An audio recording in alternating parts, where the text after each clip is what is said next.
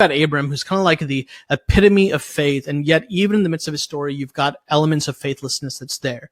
And I think this is actually one of those things that proves the reliability and the witness of the Bible, because you would typically want to erase and clean up and make sure that you don't have anything that could be contradictory or even paint, one of the heroes of the faith in a negative picture, like just prop them up, make them look amazing. And the scriptures consistently are just honest. They're honest with people's shortcomings. They're honest with people's failings and their faltering ways. And in those moments, what we're intended to see is that even in the midst of their faltering, there's a faithful God who steps in and is faithful to them, that shows them they can get through this. And even with Abram, and he lies twice about Sarah, and yet there is God who steps in. He's faithful to the covenant promise that he made to Abram.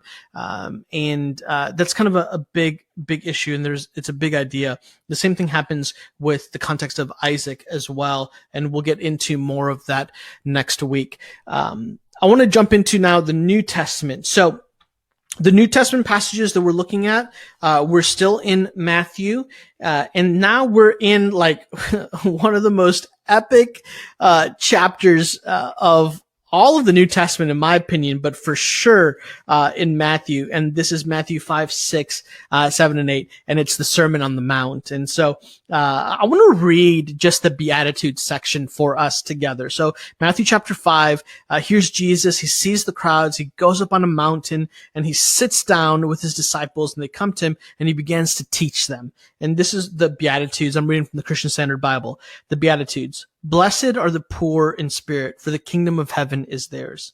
Blessed are those who mourn, for they will be comforted. Blessed are the humble, for they will inherit the earth. Blessed are those who hunger and thirst for righteousness, for they will be filled. Blessed are the merciful, for they will be shown mercy. Blessed are the pure in heart, for they will see God. Blessed are the peacemakers, for they will be called sons of God. Blessed are those who are persecuted because of righteousness, for the kingdom of heaven is theirs. You are blessed when they insult you and persecute you and falsely say every kind of evil against you because of me. Be glad and rejoice, because your reward is great in heaven.